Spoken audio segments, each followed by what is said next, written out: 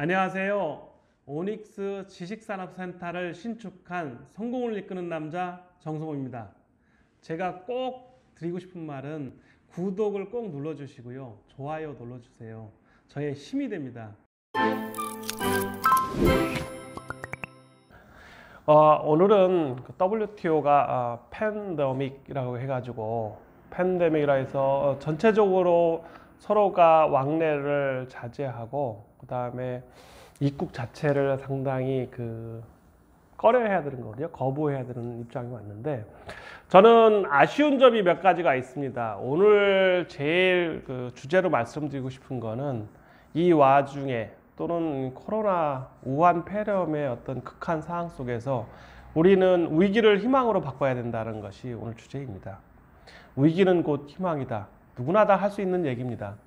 그래서 저는 JTBC에서 기업 비사, 기업에 숨어있는 옛날 이야기를 가끔 듣는 것을 재미를 붙였습니다.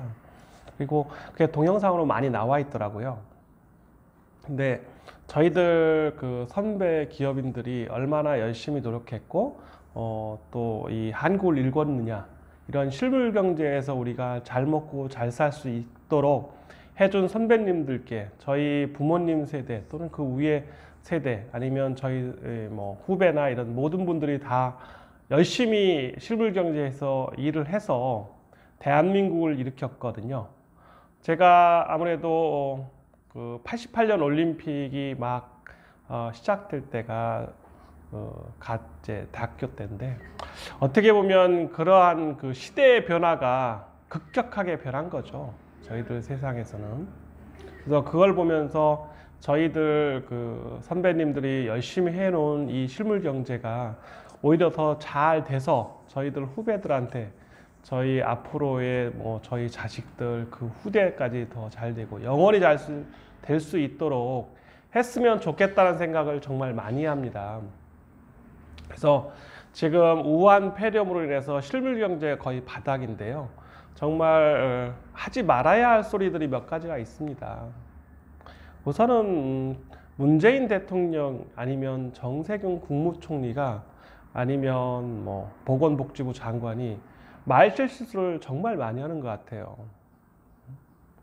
우선은 코로나 바이러스 중국 폐렴이 되었을 때 중국 입국을 막아야 된다는 것은 의사협회뿐만 아니고 웬만한 사람들이라면 또 삶의 경험이 있는 분이라면 우선 선봉쇄하고 후 조치를 했었으면 예방을 얼마든지 할 수 있었는데 상당히 어렵게 됐고요. 또 신천지라는 종교인들이 이미 감기나 폐렴 증상이 있어도 본인의 확진을 숨기고 다녔고 또 이동 경로가 좀 많아졌고요. 그리고 지금처럼 실물 경제가 정말 힘든데 오히려 잘 힘들지 않은 것처럼 얘기하는 것 같아요. 근데 모든 지금 여행, 항공, 사업 모든 분야에서 지금 다 어렵잖아요. 거의 지금 망하다시피 하는 회사도 많고 또 잠시 휴업을 한다든가 해야 되는데 지금 실물 경제 하시는 분 중에 가장 힘든 게 아마 노동법 때문에 고용을 줄 수 없는 거잖아요. 그래서 지금처럼 이런 경우에도 노동시장의 유연성이 전혀 없어서 정말 애타는 사장님들 많으실 거예요. 저도 만약에 지금까지 제조업을 계속 하고 있었고 공장에 근로자가 정말 많고 중국 공장도 계속 있었다면 저는 10중 8구 다 망했을 겁니다. 그래서 한편으로는 그러한 생각을 하면은 실물 경제를 저도 지금 몇 가지를 더 하고 있거든요. 그러면서 느끼는 게 되게 많아요. 이 어려움을 어떻게든 극복해야 된다는 것이 우선인데 전혀 실물 경제에 대한 감이 없는 게 가장 큰 문제예요. 정치를 하시는 분들이 대부분 다 사업을 해보거나 아니면 실물 경제에 직접 몸담아 보지를 않았어요. 보통 판검사 출신들이 국회의원들이 많거든요. 4.15 총선에서 가장 큰 문제는 육법전서만 가지고는 세상을 볼 수가 없다는 거죠. 그래서 남의 그 월급도 받아보거나 아니면 본인이 사장에 대해서 직접 월급을 주는 입장이 돼야 되는데, 주로 남의 일을 전문가라고 해서 남의 대리인 역할을 하는 거죠. 그래서 수수료만 이게 챙기다 보니까 정말 생각의 틀이 이렇게 별로 유연성이 없는 것 같아요. 그리고 제가 일례로 정주영과 노무현의 그 50 청문회를 보면서, 제가 젊었을 때 보면 노무현 전 대통령이 상당히 훌륭하다고 생각했었어요. 근데 정주영 그 회장님이 답변하는 거 보고 노무현 전 대통령이 질문하는 걸 보면서, 제가 50이 넘고 사업을 지금까지 해보면서 어떻게 보면 노무현 대통령이 되게 비열한 질문을 많이 하는 것 같아요. 그래서 정말 노동 현장에서 열심히 한 건 맞는데, 정말 그 월급을 주기 위해서 사업을 일군 정주영이 뭐 중공업이나 아니면 기타 울산에서 파업 현장에서 사람이 죽는 거, 노동자가 죽는 걸 몰랐느냐라고 추궁하면서 나쁜 기업인으로 몰고 가는 걸 보면서, 그거는 청문회 스타가 아니고 대한민국에 기업하는 사람들한테 무슨 생각이 드냐면, 정말 저런 놈이 대통령이나 생각할 정도로, 정말 저는 그 50 청문회를 다시 보면서 노무현 대통령 전 대통령에 대해서 되게 화가 나 있었어요. 그리고 문재인 대통령 똑같이 노무현 대통령과 같이 일했다고 하니까, 일개 변호사로서 수임하는 것 같고 남의 변호를 하면서 수수료 떼먹는 장사하면서 월급을 줘봤냐는 거죠. 물론 자기 사무실에 몇 사람을 줄 수 있겠죠. 그러나 큰 기업을 이끄는 사람들이 보면 그렇게 만만하거나 녹록하지 않아요. 오늘 진짜 그 위기의 기회를 보아야 한다는 것 중에 저는 주식 얘기를 좀 더 하고 싶어요. 왜냐면 선 주식, 후 부동산이니까. 근데 저는 그런 생각 참 많이 합니다. 지금의 이런 위기 속에서도 반드시 살아남아야 되고, 엉덩이가 무거워야 이기는 거잖아요. 버티는 것이 이기는 겁니다. 어떻게든 절약하고 기업을 잘 끝까지 챙기시고 버텨야 됩니다. 그리고 근로 문제가 심각하게 대두되면 직원들하고 잘 얘기해서 자를 수는 없지 않습니까? 정말로 트럼프처럼 파이어라고 말할 수 있는 대한민국의 기업인은 한 명도 없습니다. 바로 그렇게 되면 노동부에 찔러서 다음날 전화가 옵니다. 바로 전화가 옵니다. 노동부에서 이런 직원이 있었는데 이런 게 맞냐고. 그것도 일개 조사관이라는 놈이 사장한테 전화 오면요, 저 되게 화가 머리끝까지 난 적이 많습니다.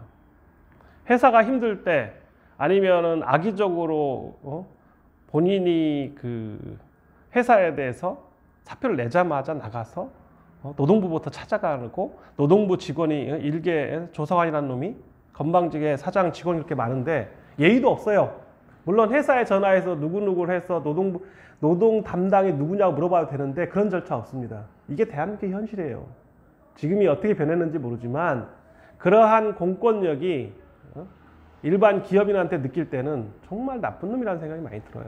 그러는 제가 20년 넘게 실물 경제하고 노동부 여기 관악지사에서 전화 오는 거 받으면서 느낀 게 정말 많습니다. 과연 저런 놈들이 과연 조사관을 하면서 기업인의 사장인을 마음을 이해할까?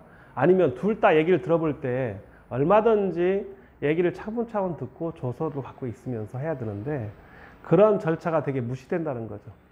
그리고 무조건 조사관 앞에는 사장은 나쁜 놈이고 근로자는 나약하고 돈을 못 받거나 아니면 돈 떼인 것처럼 얘기돼요. 진짜 그러면 딱 출근부 갖다 놓고 얘기를 하다 보면 어이가 없죠. 늦거나 아무 때나 조퇴하는 것도 많고. 불량한 근로자일수록 노동 현장에서 소리가 더 큽니다. 그래서 오늘 주제 중에 위기를 기회로 갖자 하는 것 중에 주식 얘기를 전해드렸는데, 오늘 또 똑같은 얘기를 하고 있습니다. 주식값이 지금 많이 떨어지고 있고요. 또 좋은 주식들이 지금 어쨌거나 살 기회는 온다는 거죠. 만약에 그 우한 폐렴이 극복이 안 된다면 전 세계는 더더욱 더 혼란이 될 텐데, 저는 몇 가지 그 대안이 있다고 생각합니다. 우선은 오닉스 지식산업센터 구로에서 보면 사장님들이 위기를 기회로 맞을 수 있는 몇 가지 팁이 있어요. 첫째는 사업자 등록증을 내면 대출이 돼요. 웬만하면. 그리고 법인으로 대출받을 수가 있어요. 또 추경 예산이나 기타 예산이 많이 나옵니다. 소상공인 아니면 기타 회사의 지금 위기이기 때문에 사업을 잘 해오셨거나 아니면 위기 속에서도 얼마든지 대출 받아서 3등분 해야 됩니다. 자기 사업 하시고 일부는 주식 일부 좀 사셔야 되고 부동산 일부 사셔야 돼요. 그래야 위기를 극복할 수 있다고 생각합니다. 현금이 없습니다. 대출 받을 수 있어요. 이럴 때는 곰곰이 생각해 보라는 거죠. 사업자 등록증을 낼 수 있는 지식사업센터에 내놓으면 일단은 공단 아니니까 취등록세, 등록세 이런 면에서 많이 혜택을 보고요. 또 대출 면에서도 상당한 혜택을 봐요. 그래서 더 자세하게 말씀드리기는 너무 위험스럽고 사업자 등록증이 있거나 법인이신 분은 지금 앞으로 미국이든 한국이든 전 세계가 다 예산을 풀 거라는 거죠. 그 돈을 잘 빌릴 수 있다면 그것도 대출도 최고의 투자 전략입니다. 위기는 기회인데 지금 일부 지금 주식이 계속 주식시장이 떨어지고 있는데 관망을 좀 하시고요. 좋은 주식이 반값도 안 됩니다. 전 세계에 있는 주식이 대부분 다요. 그래서 이제 옥석을 가려야 되거든요. 그래서 좀 더 기다리셨다가 기회가 오면 올라갈 때 사도 얼마 늦지 않습니다. 현금을 잘 확보했다가 투자를 일부 하시고 그 돈이 조금 모아지면 또 금매로 나온 부동산 좀 사시고 해서 제가 말씀드린 이런 기회가 올지 않는다는 거죠. 정말 좋은 기회라고 생각합니다. 그래서 위기는 기회다라는 말씀을 드리면서 사업자 등록증 또는 법인이면 아니면 소상공이면 생각할 것이 좀 몇 가지가 있어요. 저 역시 몇 가지를 준비하고 있습니다. 이 위기에 투자를 어떻게 하느냐. 이거는 이제 강의나 기타 오시면 자세히 말씀드릴 텐데 위기는 곧 기회입니다. 이 기회를 잘 견디셔서 기회를 잡을 수 있는 찬스가 많이 온다는 거 명심해 주시기 바랍니다. 감사합니다.